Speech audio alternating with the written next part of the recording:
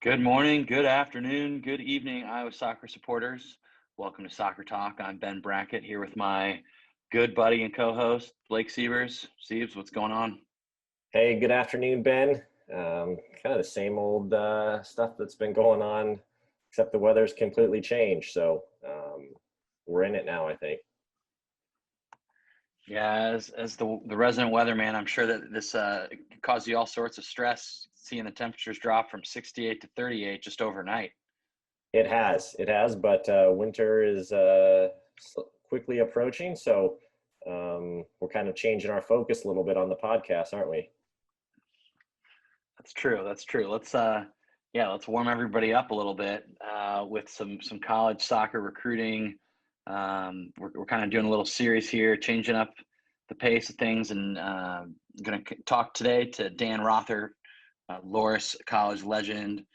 His current business is called TopStudentAthleteRecruiting.com. We're going to chat a little bit with him about the process and kind of his business and how he's seen it be very important in this, especially in this pandemic era. Absolutely. Ben, last year we talked to quite a few student athletes that with National Signing Day right around the corner.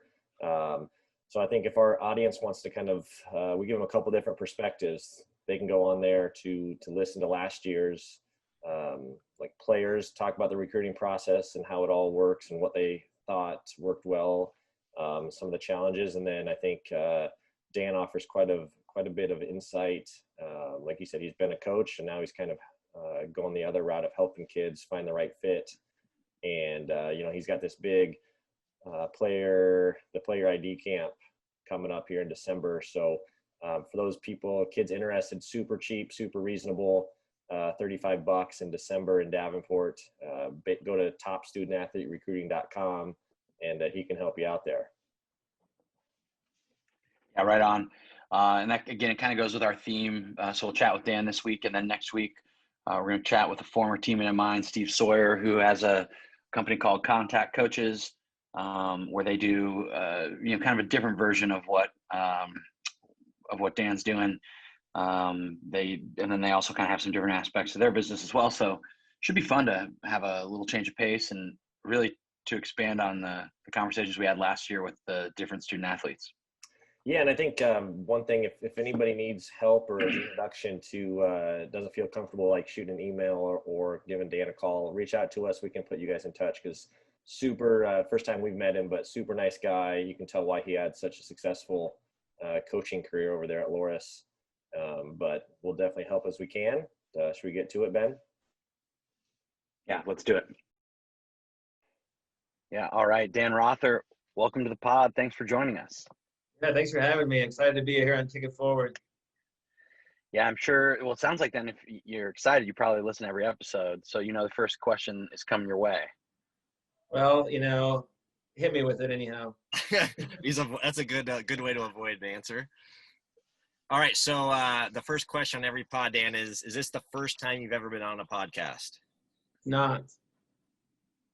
Do you want to give a shout out to who you I was on Soccer Chat once. I think that's probably the only one I've been on. Nick Rizzo runs Soccer Chat. He played for me at Loras. He's one of the guys on there. Coaching podcast. So.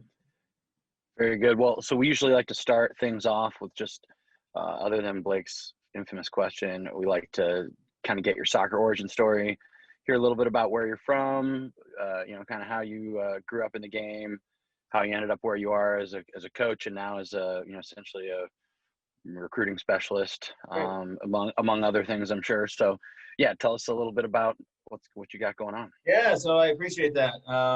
So I'm from Iowa. I consider myself an Iowan originally. I was born here and lived in Omaha in my very young years. So I moved from Omaha we lived there like kindergarten, first, second grade. So I picked up soccer there. It was a little bit bigger there. And then I moved to Davenport, second grade, picked up soccer and actually was like way ahead of the curve on kids, partly because I'd played before. I think that was probably it. So I was actually pretty good at something comparatively. In Omaha, I was probably just pretty average. And then I moved in and, then I really fell in love with it at that point. So coached by, a lot of dads and not a real professional coach. There just wasn't such a thing at that point where I was living in Davenport in, the 80s. And basically, just kept playing, played through high school. My club team was, I think we were sponsored by like a local bike shop, right? We didn't have any age groups. It was just our team and this dad, and he took us all these places. Hey, Dan, was that Davenport Soccer Club or what? No, we were called Jerry and Sparky's Bicycle Shop. So it's a great question. We played the West Des Moines Vandals, and Backdoor Soccer Association. Those were we were the three teams. So that was basically it. It was pretty. I can remember the names and the teams and things like that. So I grew up there, and then kept playing with that group all the way through high school. And the same guys. A lot of us ended up playing in college, which was really crazy. If you look at the team picture from when we were, in fourth grade, there was had to be 7 or 8 guys that ended up playing college soccer when these were dad coach things, but had some fun experiences and, played in some tournaments and things like that. Played at Assumption High School in Davenport, and then was looking for a place to play in college. And my mom, being the Catholic that she is, she said, well, you can go to a small private school and play soccer, but it has to be Catholic, right? And so I'm going to pay tuition. So I had basically back then in 1992, I had 2 choices in the Midwest, 3 choices. St. Ambrose, which was local, NAIA school had soccer. I didn't want to stay local. St. Thomas in Minnesota, and then Loras. Those were my choices that had men's soccer at the time in the kind of the Midwest that were Catholic and kind of fit the bill. And so I actually chose St. Thomas, decided to go there, and just on a whim, I didn't really visit and do the right things to get looked at. I basically visited, and this kind of leads into where I'm at today, to be honest. So I visited over spring break. I didn't want to give up anything. I had fear of missing out, and I was super involved. I was a 4-sport athlete in high school, so I wasn't just a soccer player. I ran cross country, I played basketball, I played soccer, and I played baseball in the summertime. So I did everything, and I just really didn't want to make time for it. So I chose St. Thomas on a whim. They were on spring break, nobody was around. Then I finally went back up there in the summer for orientation, and I did not like it. I wasn't feeling the vibe, right? And so the last second, it was late July, I told my parents I wasn't really feeling that. And they said, well, it's not too late. And then I said, well, can I look at Loras? I never really looked there. They have a new coach. And the coach there was Eric Johnson, who's at Western Illinois. Eric is a great friend and mentor to me. And first time I called Eric, and I said, he's like, who are you? I said, this is my deal. And he's like, how many goals you scored last year? I said, 18. He's like, all right, you can come play for me, right? So freshman year starts like 2 weeks later. I show up on campus. I'm going. Soccer was pretty new at Loras. We weren't very good by any means. But I looked around, and I was the forward coming out of high school, and the forwards were actually pretty good. And I looked around, and I saw the defense, and I was like, well, I'm not going to play much at forward, but, man, I could beat out all those defenders. So I became a defender and ended up playing left back for 4 years. So changed my mode, but I got to be on the field. That was a big deal for me. And then the coaching thing started coming along. So I didn't know what I wanted to study. Hold on, Dan. Can I jump in there? Yeah. I was waiting for this. Well, yeah, 2 things. One, we laugh about left backs because Ben had a pretty respectable soccer career, and he now gets stuck playing left back. Yep. But I also started as a left back in college. Like, that was the only way I could get on the field. Same way you talked about. Blake's played left back before as well. But totally. It is kind of the joke that's where we end up. They stick kind of like the right foot, the 11th guy. The smartest player on the field, I like to say. The smartest player who can hit fillets with his left peg. I like it. Yeah. So, how were you guys any good? No, certainly not. We were okay. We had some really good players. I played with some 2 or 3 great players, but there was such an array. There was a huge mix. We had some great players. we had some guys that never played even in high school, that joined the college team and things like that back then. And 92 was a different ball game, but I played with some of the best players I ever played with. I had a couple friends that, one of the guys was Brazilian, ended up playing, in the pros in Brazil for a while, after he was done and things like that. So there was a huge array of talent, but we weren't very good. Our best year was probably 500, maybe a couple games over. How long did Eric Johnson stay at Loras? He was there 5 years, so my 4 years plus 1. And then did he go straight to Western then? He went straight to Western, so he got the Western job after that, and that's kind of how I fell into this. So, I started coaching while I was at Loras. So I coached Dubuque Senior High School. So I was a phys ed major, and Chris Keplinger was a friend of mine. He's a coach in Alabama, high school coach still to this day, super successful. Chris was a forward on our team. He was 2 years older than me, and he started coaching at the high school level. And he's like, "Why don't you come be my assistant?" I'm like, "Yeah, let's do it." So I did it, and I got the bug, right? So I'm a sophomore at Loras, and I'm coaching guys 2 years older than me. Really, really liked it. So for the rest of my career at Loras, in the spring, I was also the coaching at Dubuque Senior as an assistant coach. Eric was a great mentor.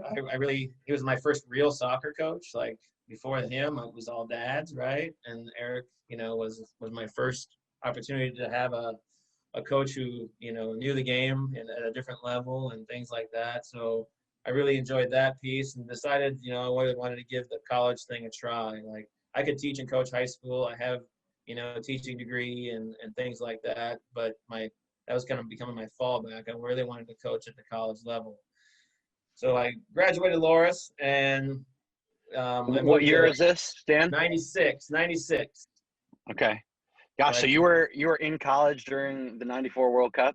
I was. It was in Chicago. Yeah. It was pretty cool. I was supposed to go to the game in Chicago and then I came down with the flu. And my buddy's family was going to take me and didn't end up going to the game. Too bad. That must have been cool though, just to be, that age and seeing that happen. Yeah, after, it was cool. Not having a lot of soccer in your life. That's right. No, it wasn't. There wasn't soccer on TV very often, right, or anything like that. That was kind of the kickoff to MLS and everything that started happening from that and spawned from that was pretty cool for sure.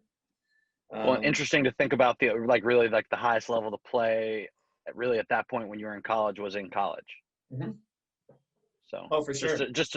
Just I don't know, for context sake, to me that's interesting. No, that was definitely all I knew, and that was the end all be all, right? Was college and things like that. So just to say I was playing in college, I thought was a pretty cool, unique experience because not everybody had it. I mean, even most of the teams that we played against now at when our Loras team the last few years, those teams didn't even have soccer teams. When I was in school. So a lot of the American Rivers Conference or other teams like that, they didn't even have soccer programs. So it kind of started the revolution of colleges adding programs, Major League Soccer starting. There was this huge change in the dynamic of soccer right around that time, which was really neat.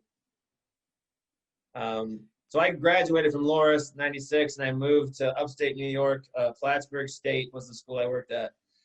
I took any soccer job I could get. I was offered the assistant men's and women's job at Plattsburgh, which was Division III. We're right by Lake Placid, way up north, close to Montreal and Burlington, Vermont, like in the middle of nowhere.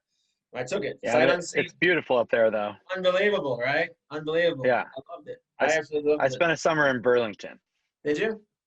Yeah. Blake's sitting there just rolling his eyes at me. Oh, yeah. Yeah. While Blake was winning a national championship with the Menace, I went and played with the Vermont Voltage. Uh-huh. I think we were about 500 that summer. That's all right. It was beautiful, though. Burlington's cool. And you went up there sight unseen? You were just applying for everything at this sight unseen. I took a job. They gave me a apartment to live in. I think I put my bed in the hallway part of it, so I didn't have to share a bedroom with a dude.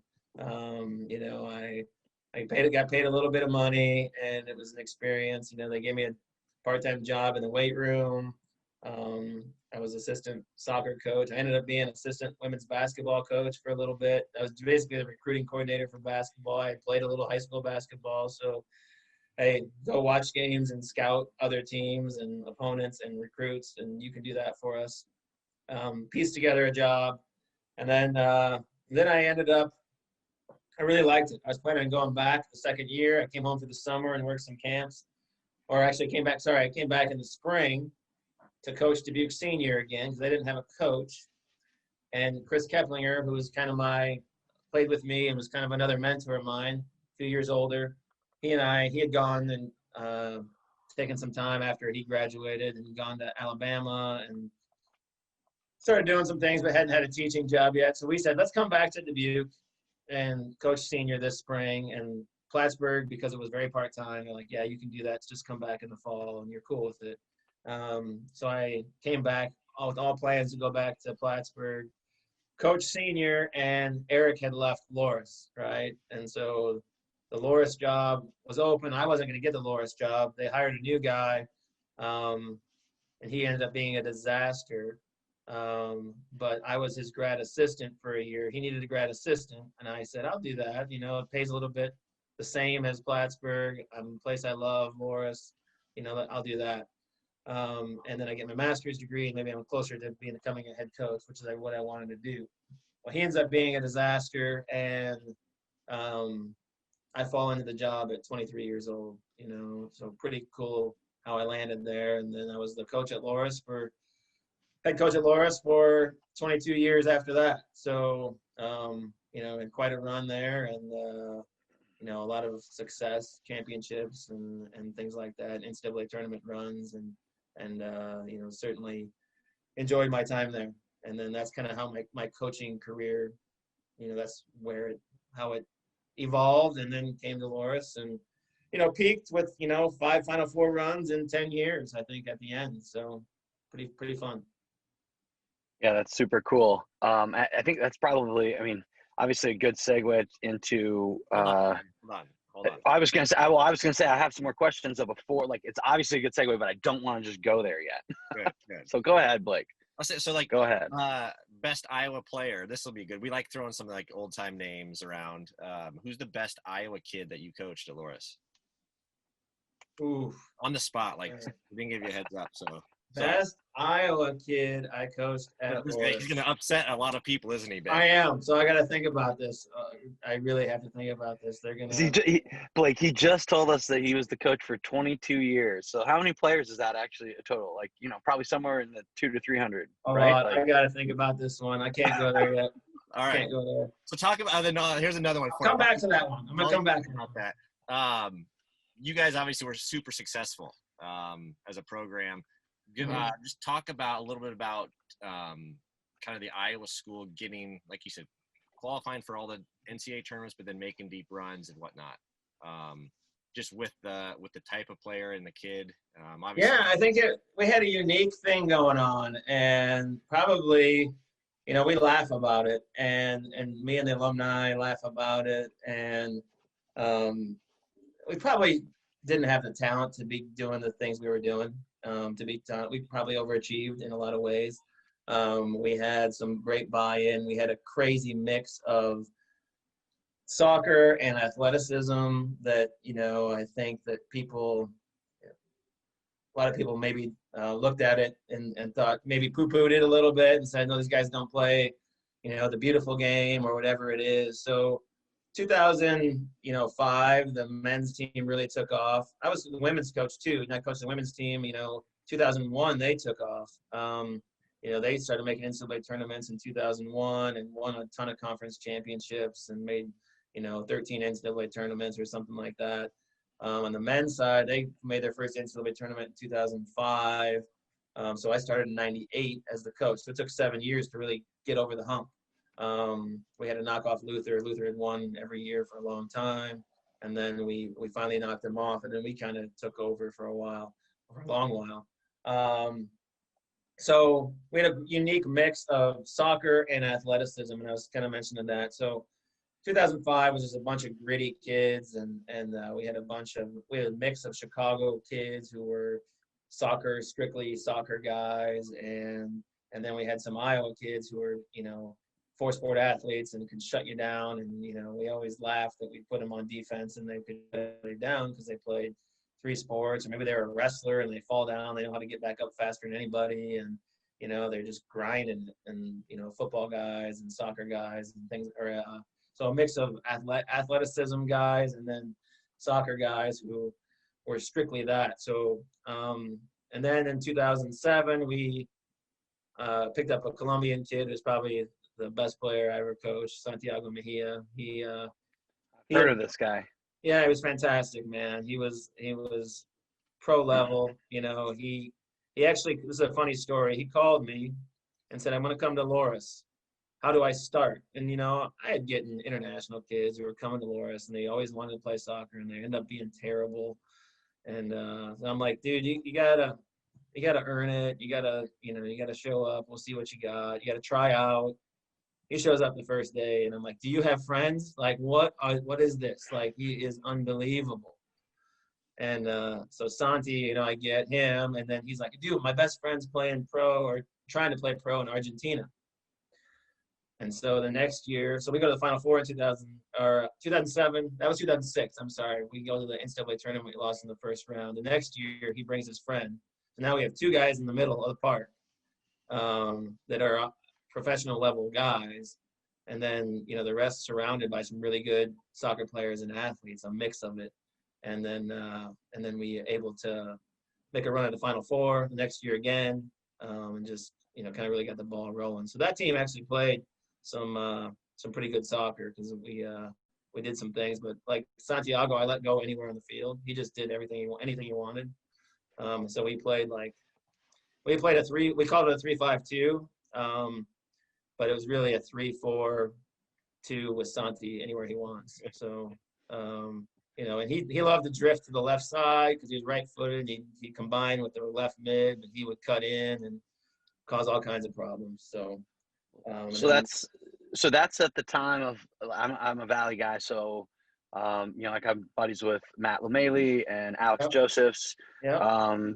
So I know both of those guys speak very highly of their time there, and obviously they had a lot of success. So it's hard not to have fun when you're good. But the comment I got was just that you were just a really, really good, like the team chemistry that you were able to bring together was really what set their experience apart.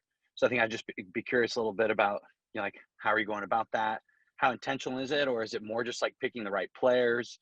Or is it more like team building stuff and, I don't know. Again, I'm just curious about your super intentional, right? I think it's super intentional, but without them knowing it's intentional. So it was, the situation where, the guys, wanted them to be best friends, super loose. I'm a super loose guy. Like, okay, it's game time and you can be goofing around up until the whistle blows. I'm okay with that. Like, let's have fun. Let's make the most of this and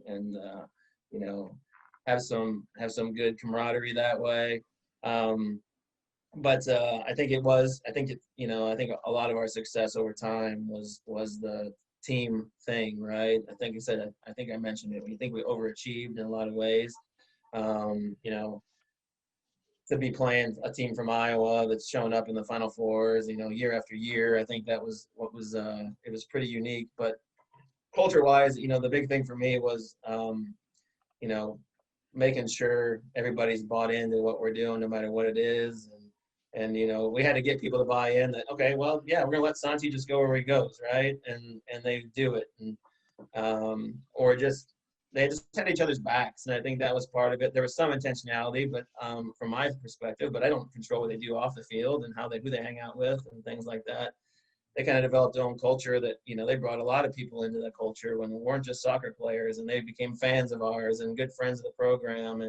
And so I think a lot of it was these guys were having so much fun on and off the field and having success too, that other people wanted to be involved in it. And that evolved into the recruiting scene, right? So they would bring in kids and those kids would have, the best visit they could possibly have because our guys wanted good players to be around them. And they would make sure that kid, hey, we're going to take care of them. It's like some coaches, you find it pulling teeth to have a kid host a recruit on an overnight visit or something like that. These guys, I just had lunch with a guy the other day, Matt Splitgerber. He's a Marshalltown guy, and he hosted every recruit for 2 years, I swear. And he would just volunteer, like, I'm going to do that because I want to win, right? And then these guys would come, and they were best friends with this kid and some of the leaders on the team, and so there was some intentionality, but it became this culture that was just awesome.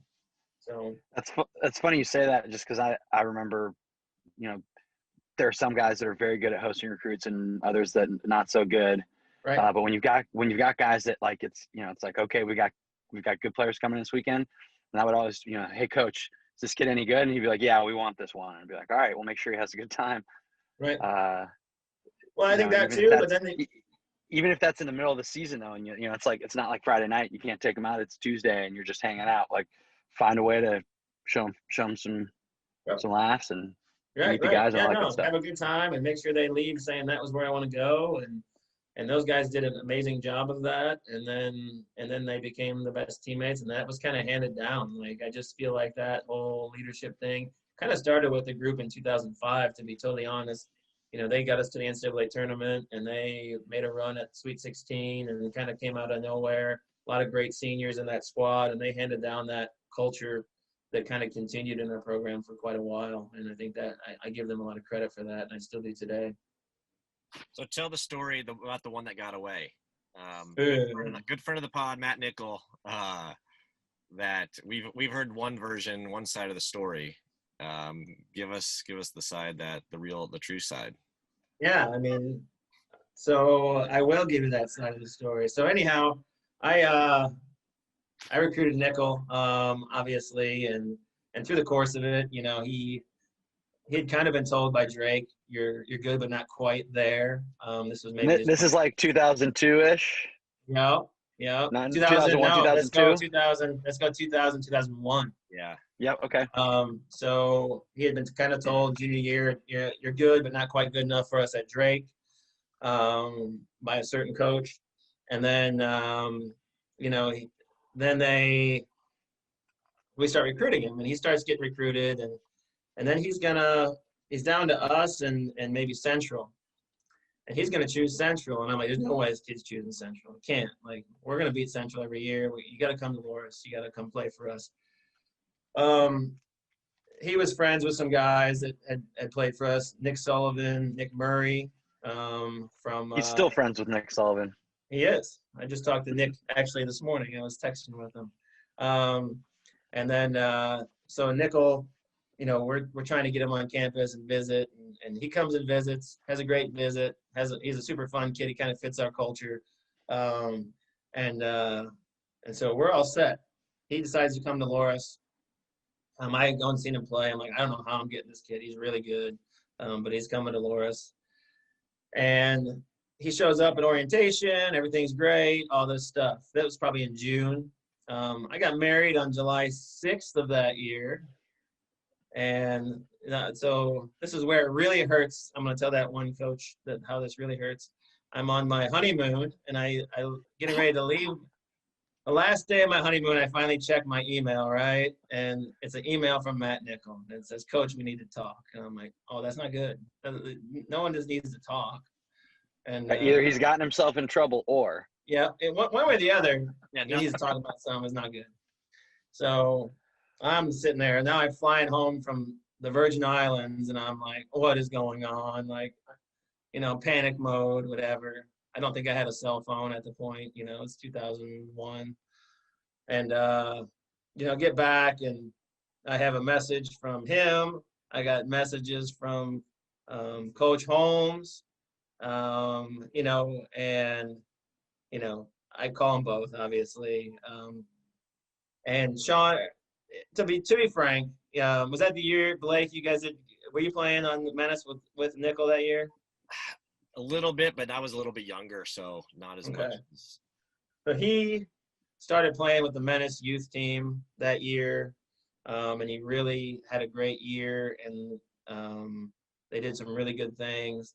And then he actually got some minutes with the first team, and he was doing awesome things. But he had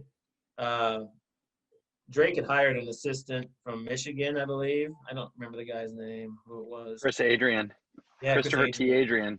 Yeah. So Chris, they happened to be playing, Menace were playing in Michigan, and Oh, that was the the Super Y League deal. Super Y League, and he's like, Sean's like, hey, go see these guys. They're, the local. Chris goes and sees them play, and like, hey, he sees Nickel, and he's like, he's the guy. Well, it also turned out Sean had called me and left me a message, and when I talked to Sean, he's like, a kid failed out. So one of the guys on the current Drake team failed up, opened up a roster spot and some scholarship money, and they were going to offer it to Nickel, and Nickel ran with it. And then I would have won, national championship in 2003. Thanks, Nickel. Don't worry about it. Well, yeah, you're 2000. You wouldn't have had to wait till 2005. That's for sure to get things going. That's right. So that's the story. Short version, maybe. I love it. Well, that's pretty funny though, and I think is probably a good segue into maybe more modern times. The difference when you're recruiting then, a lot of times you're going to see players in person. Kids are writing like physical letters or emails. You're supposed to, you're trying to get on the phone. Blake and I talk to a lot of kids that are, starting the recruiting process or, kind of in that high school age. And it seems like there's definitely been a change in the way things go about what the process is. So I'd be curious, just, like in your business now, talk a little bit about that specifically, about how things have changed in recruiting and kind of what you do and how your approach has changed over the 25 years. Yeah. So, I jumped into this recruiting thing this year. I left Loras and decided to do something different with mostly for personal reasons, my family and being at home a little bit more and things like that.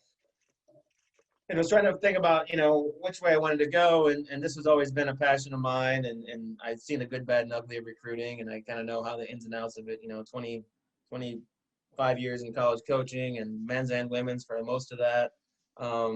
And so I decided to jump in and help kids in this situation. And it has changed, it certainly has changed. And it's very, you're right. People were writing physical letters. People were writing, there was no texting, it was phone calls. I sat in the office, literally my first 5 or 6 years, and that didn't have a cell phone. And so we would sit in the office, my staff and I, every night, from after practice until 9 p.m. And we would go through a physical binder of players that we would have, and we'd call just number after number and try to reach out. And, we'd talk to enough parents and their kid wasn't home or whatever, and hope for a call back or whatever, and things like that. And did you guys go to a lot of big events, like, everything from like the Muscatine College Search thing to like, or you're going down to, like the Disney Showcase or the, Dallas Cup or Surf Cup or wherever. And those were like the more big names recruiting. the more names you could get, the better. And it's got so watered down is the problem now, right? Like everybody has a showcase, everybody has a tournament. Back then it was okay. Muscatine was like a huge deal. It was one of the biggest, best ones, right? Now it must have been a gold mine for you. Gold mine, loved it. Yeah. Loved it. I still talk to Ramona. I talked to her pretty recently, who runs that. Used to run it. She retired, but she was awesome. And got that going. But there's a good legend, Siebes. It is, yeah. Yeah. For those of you that don't know, like the college search kickoff in Muscatine, like you said, Dan, was I don't even know. It was like the preeminent regional event. Like it really was. And how many? Like even if every single one in the region. Yeah, I mean the top teams in the region, even beyond the region, there'd be a Texas team that would come up or whatever, and it was just really hard to get into. Like it was, they were turning teams away, far more teams away than got to play in it. I think they allowed 48 boys teams, 48 girls teams, or something like that.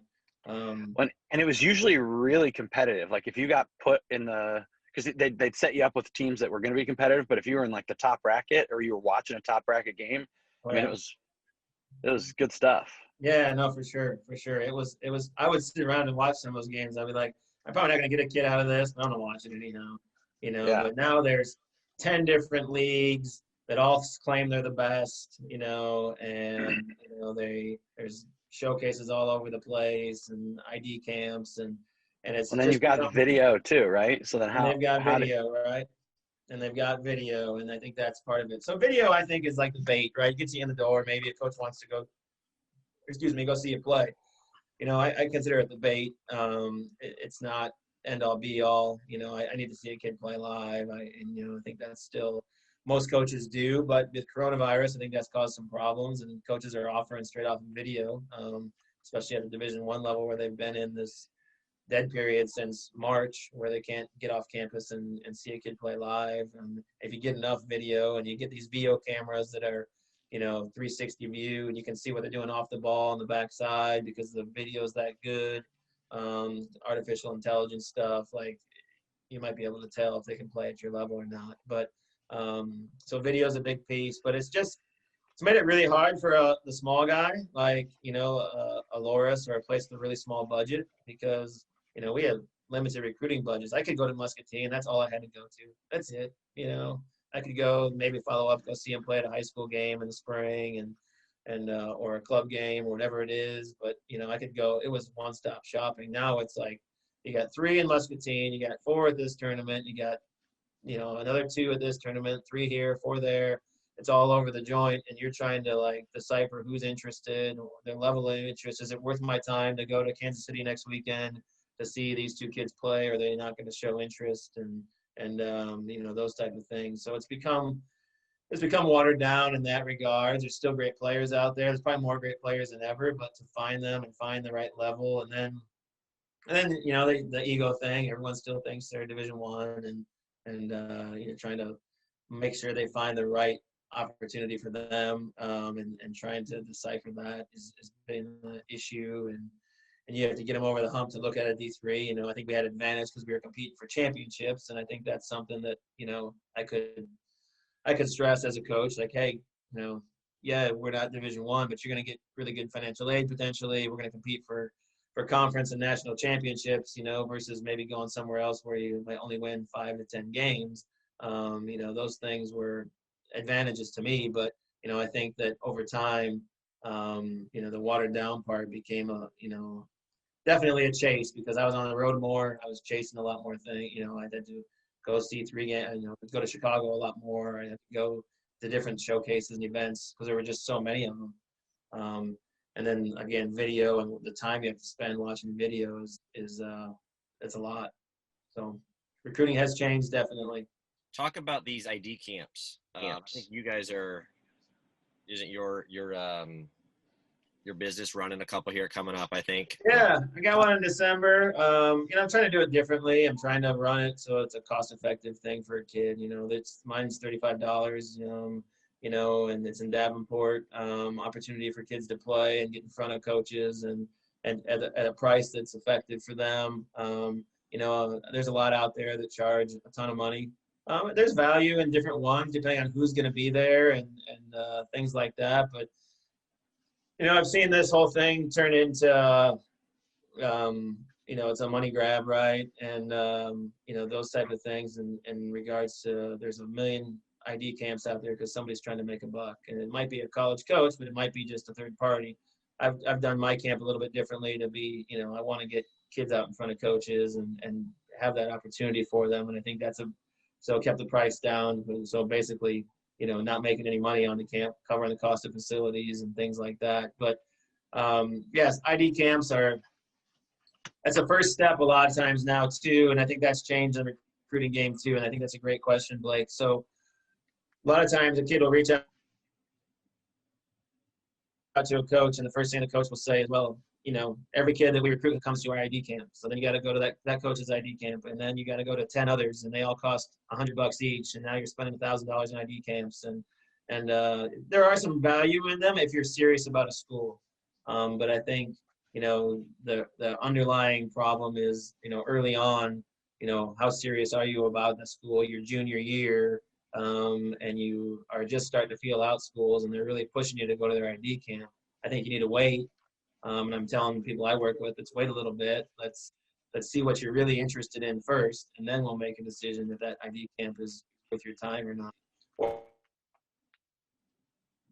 Sometimes like when I'm running, where I invite a lot of college coaches, and it could be a one-stop shop. I'm kind of reverting to what Muscatine was, right? You want to get in front of a lot of coaches at one time. How can you do that? Well, you can send out a note and say you're going to this ID camp, and maybe 10 coaches show up, but you also might be able to, offer an opportunity for coaches to see you. The other thing I like to do, and I'm, try to stress this with the college coaches, is I was always in a situation where I wanted to get as many kids at one tournament or showcase or ID camp as possible, so it was worth my time, right? So I'm telling college coaches, hey, you need to see 10 kids play, invite them to this ID camp. It's only $35. It's not going to cost them much, and you get more bang for your buck. You get to see the kids that you want to see, plus they get to be seen by you. It's a win-win for everybody, and the cost is effective versus just showing up in an ID camp and hoping the school that you want to be recruited by, shows some interest in you, or hoping that somebody shows interest in you at all, right? I think that's a big thing. A lot of kids go to ID camps thinking that's going to get them recruited, and that's not the case. You don't just show up you got to send the coach, hey, I'm going to be there. Coach, I would love you to watch me play. Coaches go watch kids they have relationships with. I think that's a big thing that because of time, because of budget, because of energy, they have to spend their time on certain things. They don't just show up randomly and pick needles in a haystack anymore. So how much of what you're doing is like actually coaching the players or the kids through the process versus, essentially giving them opportunities, like where you're saying, hey, I've got this event here. Hey, I can call this coach here. What's the most of it is working. Most of it's working with the kid, right? Individually, helping facilitate the process for them. If they, want to work with me and things like that, I think that's where I'm a game changer. I can come in, I can call coaches on their behalf. I get to know them. I tell them what's next in the process. I help them decipher a ID camp letter. My nephew's ended up playing college or high school football. He quit his sophomore year of high school, and he's still getting ID camp letters his senior year for soccer. And he's like, I'm getting recruited for soccer. And I'm like, no, you're not, dude. You're not. You're getting ID camp because you played in this showcase 2 years ago, and the coach has the book with everybody's email address. Like, I have to explain this. Like, this is how this works. But, I'm facilitating it. I'm helping them through the process. Just ID camp stuff, I'll have these. I think that's a big part of it. One of the things I'm planning on doing is, having some ID camps, with, coaches associations or, different conferences where you can bring in a lot of different coaches, that can come see kids at one spot. Because the one thing, like I mentioned, is it's tough to, everybody has their own camp, and the same people want to go to the same camp. So let's have one where everybody can come and be seen by the same coaches. Let's have a American Rivers Conference camp, or let's have an Iowa camp, and invite different college coaches to run it, and run the sessions, and so you can see what they're all about. But it's fairly regional and local, and some of those things will be coming to the forefront this summer for sure. Dan, just talk a little bit. We right now with COVID, we talked a little bit about video and whatnot. Talk about just the relationship piece where you've been around. You've been in specifically like Iowa soccer, the Midwest, and just the connections you have where if you can't see a kid, how vital it is where you can, the recommendation, you would receive as a coach from somebody like yourself. You could pick up the phone and call Coach ABC to say, hey, this kid is legit. Talk about just that process and how important that is. I think that's been, it was something I didn't realize was going to happen when I started doing this. But, the first kid I started working with, I called a friend of mine in the coaching world. I said, I got a kid, and I think, he's a good fit for your school, and you need to see video. And he's like, no, you're recommending him, man. Like, I trust you. And I'm like, that changed the game for me that very day. And that was, a couple months back. And I was like, whoa, okay. So this is the game changer in the room, because film is hard to get. Good film is hard to get. And, it gets dated and all these things pretty quickly. And then, for me to be able to go out and evaluate kids, I think that's what I'm doing differently than a lot of services out there, is I go out and evaluate, and I know the level of play of a kid so that I can actually call the coaches on their behalf and say, hey, I got a kid that you should look at personally, you know. And so they can almost eliminate the video, as I just told you that little story, you know, the need for it, because, you know, some kids don't have video, and I'm finding that through this process. I have several kids I'm working with that don't have video yet, and, you know, they're working on getting it, but the COVID has caused problems. Their coaches don't have it. The clubs that they're working with, you know, haven't been able to get it. You know, so those type of things. I'm actually going to purchase a VO camera, which is the artificial intelligence camera. If I'm going to go see a game, I might as well set up a camera that films itself and then have film for a kid too. So not only we get a recommendation from me, and know the level of play you can play at, but and so I can tell coaches about you, but I also have video that you can, you know, utilize and get to coaches as well. So it's become a different world, you know, very quickly with COVID for sure. But I think that's the advantage I have, is being a Midwest guy, local guy, knowing the game at a high level, the coaches, and I know the coaches, they trust me. So I think that's a big thing. So before you answer the best player you coached at Loras from Iowa, talk a little bit about just maybe just quickly about how when you were recruiting players in the late 90s, maybe then you're thinking early 2000s, then you're thinking like the early teens to, you know, now it's 2020. Can you just kind of talk a little bit about the evolution of like the actual player, and like, is it a stark contrast? Like, are there more? It seems like there's a lot more better Iowa players than there used to be, but like, is this level the same, or is it just the pool has expanded? I know it's kind of a long question, but I'm just kind of curious of you've been paying attention now for 25 years. So what do you think? Yeah, I mean, I think the pool is definitely bigger, right? So more kids playing. You know, I don't think there's the super teams that there used to be. Like, you just used to have like, you know, some handful of teams in Iowa, and all the good players went to, you know, a couple teams, and that was it, right? You know, I can remember, you know, different teams, but, you know, there was a CRSA team, I don't know, 12 years that was ago. like, right. Who all was on that? It was like, that was the team that the Des Moines guys traveled to go play for, though.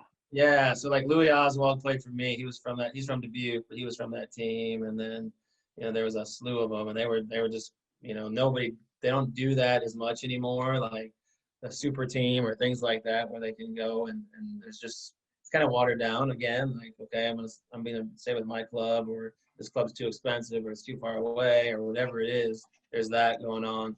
But the pool is definitely bigger. The talent levels is bigger. I think Iowa soccer has definitely grown. There's better coaching in Iowa at the youth level and all the way through, and that has upped the game.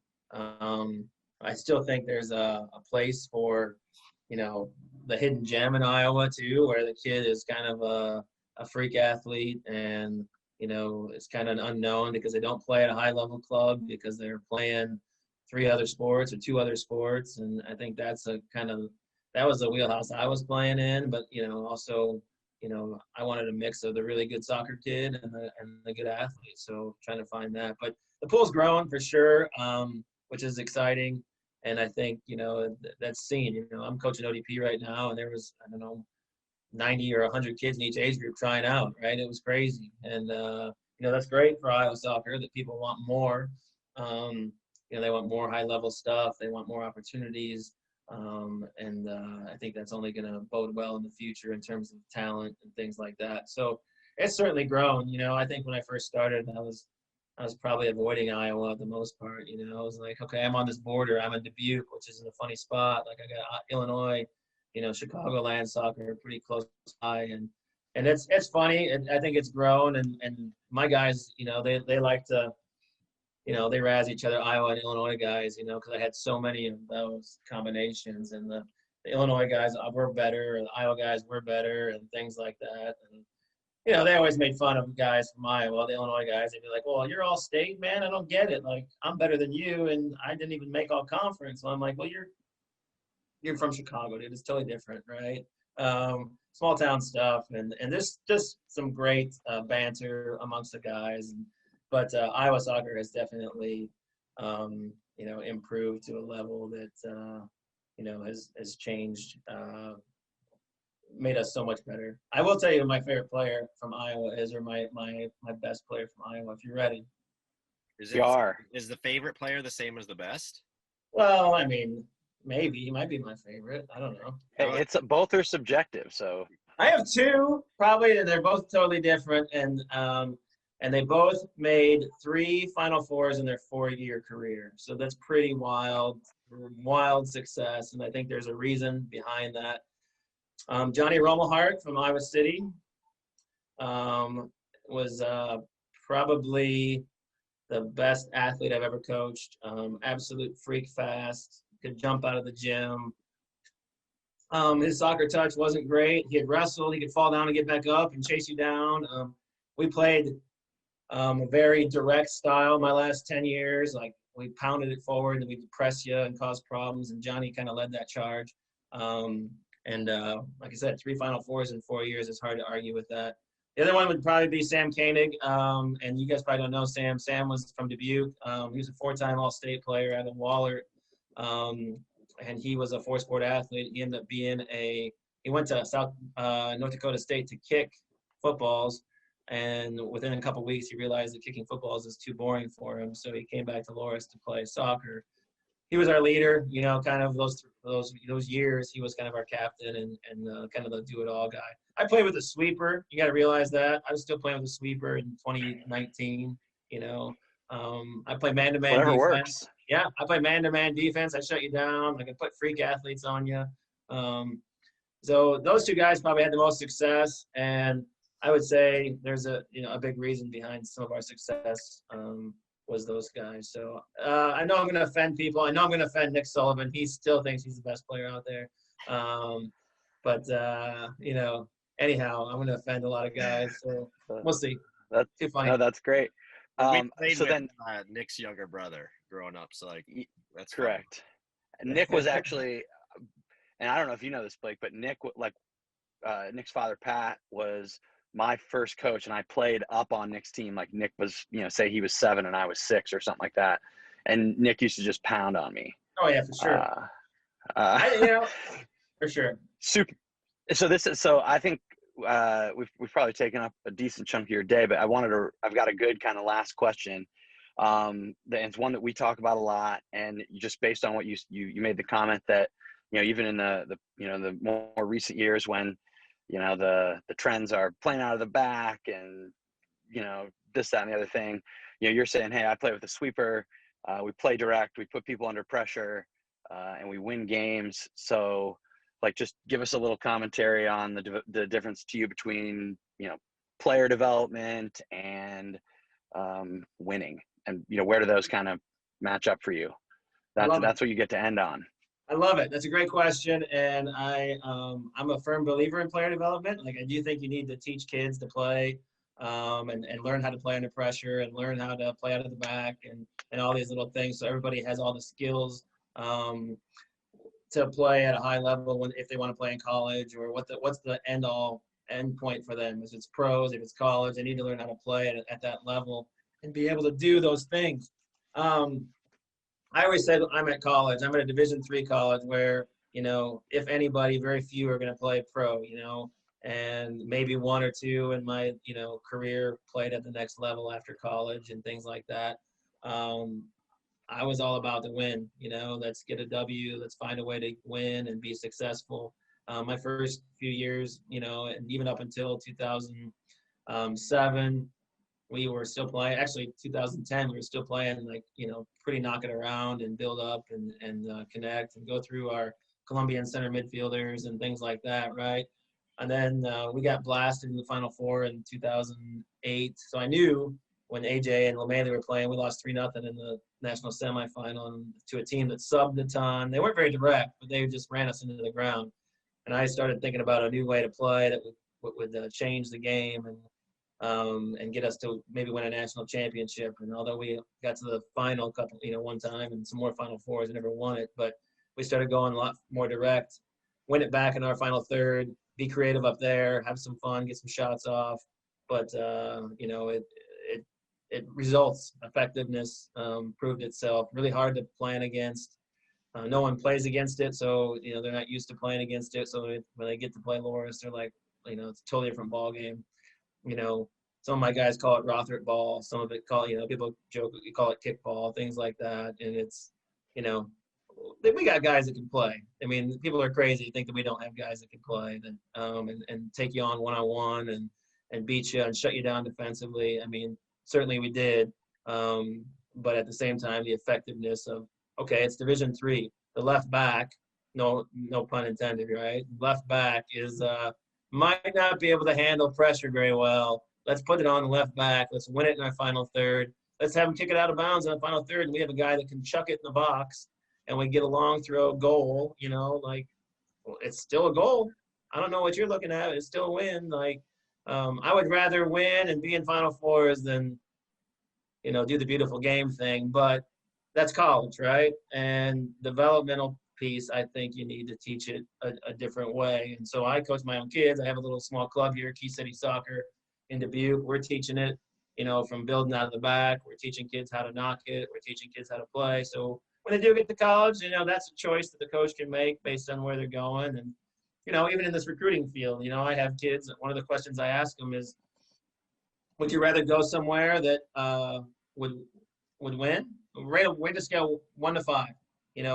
1 is the team wins and that's all that matters, and the other side is how the team plays. And I get kids that put in they want to win and they don't care how the team plays. I got other kids that put in playing the beautiful game is super important to them. Well, that kid probably wouldn't have done very well with me, so that might be a little challenge. But I was all about finding a way to get a W, being effective. So, but yeah, developmentally though, I think it's a different ballgame. I do think there's a time and place. So I think there might be too much emphasis sometimes on this little short goal kick, right? Where we're playing it short, and then we're all of a sudden we're smothered in the back, and we're U14 and we can't get out of our own back end. There's a time and place to maybe kick a goal kick and put it down on the other half of the field or things like that. Some of the things frustrate me a little bit in the game, but I get trying to learn how to build. But I also don't get, like, my best player is my center mid, attacking center mid, or my forward. He doesn't get it all game because we can't get it off our left back. Sometimes we got to get it there. So yeah, that's we always kind of end up on that. That's, or at least between the soccer talk crew, we always kind of end up. It's like you got to be able to do it all, and results really. Yeah. I mean, even at the lowest levels, each game is different, right? Each game is different. Exactly. You just do different things based on each game, and you're able to adapt. Adaptability is huge. Like, I always joke, could adapt, and my team could adapt. Like, we're down a goal, we're gonna play with 4 forwards, and or 5 forwards, and we're gonna play with 1 in the back, and I'm gonna hope and pray, and we're gonna get 1 back, and then we're gonna go. And then I see teams we would go against, and they hadn't changed, and they're still playing the same way they were playing, and they're down a goal, and I'm like, what are they doing? Like, we got to be able to adapt. I think it's the same thing in youth soccer. I think it's the same thing in college soccer. Like, how do you adapt to get yourself team the best result you can get and play to your strengths? And what are your strengths that game might be different because of the way a team's playing. And it's a fun conversation for sure. And I think that's where my teams did really well, was adapt. Spot on. I love that. That's a great answer. Yeah. Well, thanks a lot for taking the time with us today, Dan. We're grateful for you hopping on and talking through your journey, and especially about what you're up to today. Yeah, no, I'm grateful too. Little selfless plug, Top Student Athlete Recruiting. That's my new business, and helping kids, specifically soccer players, get recruited to play at the next level. So thanks, guys. We were going to go there though. Where can they find you guys at? We'll put it in all the social media stuff, but they want to reach out to you. It's Top Student Athlete Recruiting at gmail.com, or the website is topstudentathleterecruiting.com. So it's, right there. Check it out. There's, like I said, we have an ID camp coming up in December. It's in Davenport. It's just, like I said, low level price, trying to get more people to get in front of coaches. That's a big thing for me. And then there's other things about how I help players in the recruiting process too. So. All right, Steve's good chat with our friend Dan Rothert there. Really enjoyed that conversation. I thought it was interesting. It was. He's a super easy guy to talk to, and I think we could have gone on for another hour. It was really interesting hearing his background and, again, kind of how soccer has evolved in Iowa over the last 30 plus years, 40 years. And clearly the guy's been around and seen it and been involved and knows the stuff. Yeah, definitely. I think it'll be fun to hear him kind of in juxtaposition with our conversation next week, just to kind of hear the different perspectives on the whole thing, and then you kind of add in our experience and some of the other conversations we've had. I would think for a player kind of trying to get an idea of what it looks like, this is a pretty good little introduction for just listen to the podcast, probably for no cost, right? Absolutely. And again, we kind of promoted it there in the intro, and he mentioned it there towards the end. But again, he's got that ID camp for $35 in Davenport in December.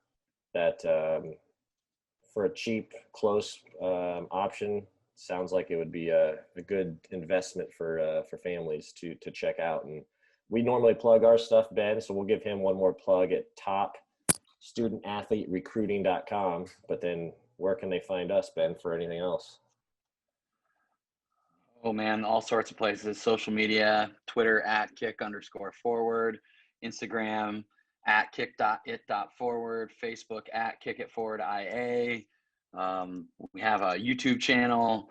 I think Blake still updates the TikTok, but mostly probably just with my shocking video. And we're working on trying to streamline all of our tags too, so I don't have to sit here and rattle off stuff for 30 or 45 seconds. Instead, we can just say, hey, follow us @kick whatever. We'll get there though.